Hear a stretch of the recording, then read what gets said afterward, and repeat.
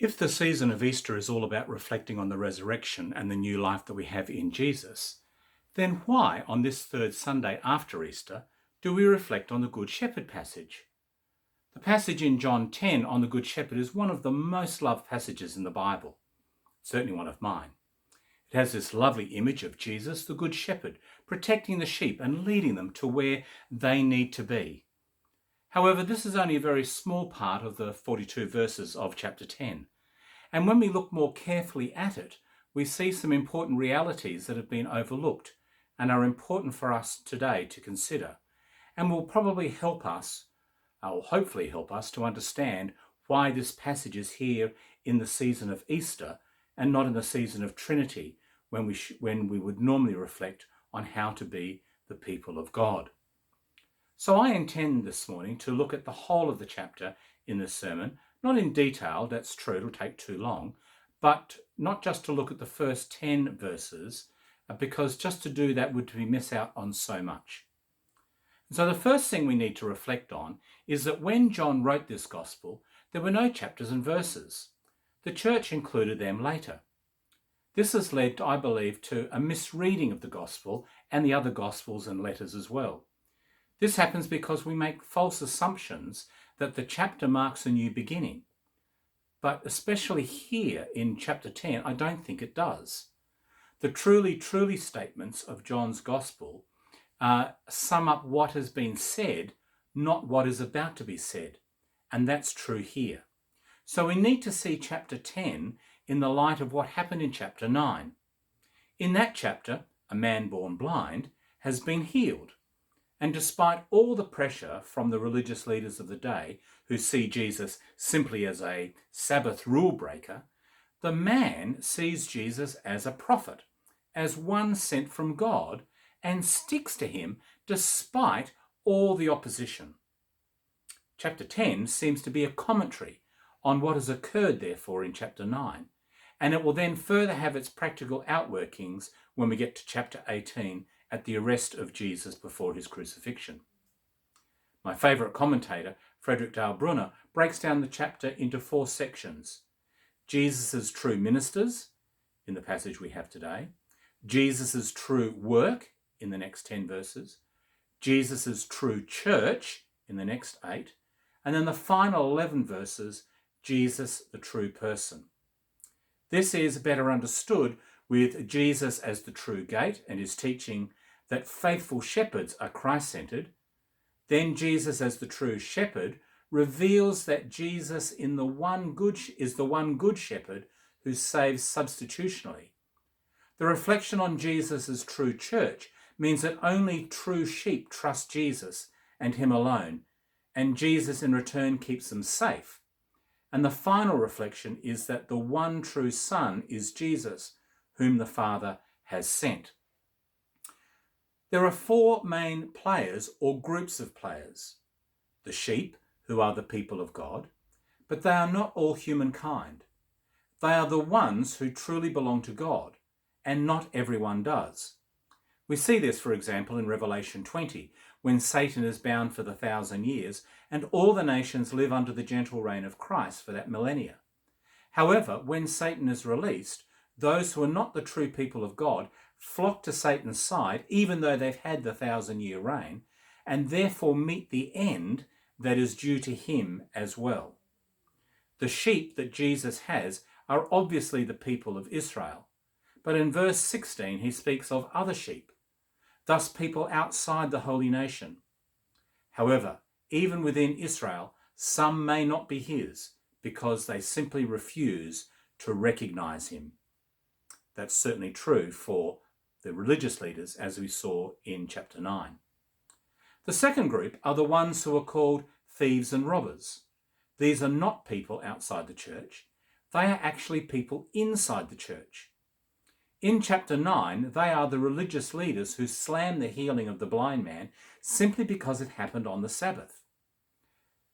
They are more concerned with the rule about the Sabbath than glorifying God that a child of Abraham has been healed. I like the way Bruno describes these people. I think he's right. He says, the thieves and robbers are preachers, teachers and leaders in the church who have enthusiasms and causes other or more important than the person of Jesus Christ himself. What a condemnation. The last two groups are the shepherds, the Good Shepherd and shepherds who come through the gate. In English, we forget about the importance of the intricacies of syntax and grammar. In verse 2, the noun gate has the definite article and the noun shepherd does not. So the person who comes through the gate is a shepherd and goes into the sheepfold and is able to shepherd within the sheepfold. Going through the gate indicates that such a person is totally focused on Jesus and what Jesus says, does, and will do. Such a person is not concerned about worldly setting, church calendar, or anything else except that which Jesus is focused on. The Good Shepherd is Jesus and wants to get the sheep out into the pasture, which is the world of mission and ministry with the shepherds who have come through the gate. The people of God know the voice of Jesus because they are his and his alone. And with the shepherds who have come through the gate, they will engage in mission and ministry where Jesus, the Good Shepherd, leads them. This all comes into practical focus in chapter 18 in the Garden of Gethsemane. It's a walled garden, and John presents the arrest of Jesus with chapter 10 in mind. The disciples are in the garden, and Jesus is at the gate, for he is the gate, and he stands between the crowd coming to arrest Jesus and the disciples. The thieves and robbers, or the ones who would go another way other than the way of God, are the temple police sent by the religious leaders and led by Judas, who is now not one of the sheepfold, but has become one of the hirelings. Jesus allows himself to be arrested, and in doing so substitutes himself for the sheep and thereby protecting the sheep. They scatter, of course, because of the hirelings, but eventually the Good Shepherd returns, gathers the sheep and provides them with shepherds who come through the gate, Jesus. And this is opened by the gatekeeper, probably the Holy Spirit, on the day of Pentecost and subsequently. So what are we to make of all this? Well, if we are truly the people of God, then we must be Jesus-centered. There can be no other way to God. This is very clear in the rest of chapter 10. There is no way to God except through Jesus. No way at all. It is not just applicable for Christians, but for the whole human race. The only way to access God is through Jesus. If anyone says any different, then they are a thief and a liar and a robber. Bruner uses the term an other wayer. A bit clumsy, but you get the point. There is no other way except Jesus. Only true shepherds, true leaders, true examples of godly living are they who obey Jesus, the Good Shepherd, his teaching and uphold his concern for the ones who need protection. This has echoes in Matthew. Remember, not everyone who says to me, Lord, Lord, will enter the kingdom of heaven, but whoever does the will of my Father. Holding on to tradition is fine as long as it does not distract us from following Jesus and doing his will. If it distracts, then it must be jettisoned or massaged to fit into Jesus' agenda and not ours. If we have practices that distract us from our mission and ministry, or principles that do the same, or do not align with the Father's will, we must be willing to either conform them to the purposes of Jesus or to get rid of them, lest we become other wayers. This does not mean we will all be doing the same thing, but in each situation, in each ministry field or pasture, we need to be doing what Jesus wants us to be doing in that place for that situation. Jesus claims he is the one true Son of the one true Father, who was sent by the Father to stand in our place for our protection. Easter Day confirms this, and this forces us to recognize his claim.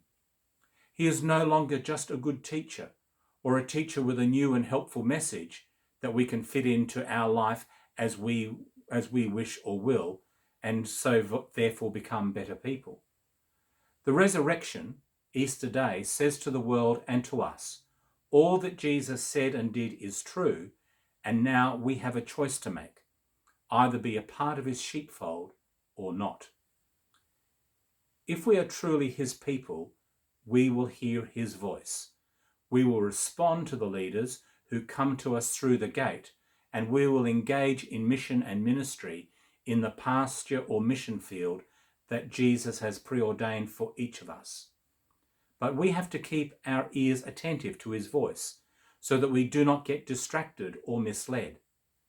We should take this time of confinement and lack of activity due to this COVID-19 pandemic to retune our ears to his voice. So when we have the opportunity to go out again, we may indeed be the true sheepfold, following the true shepherds of the one good shepherd, Jesus, the only and true Son of God. The Lord be with you.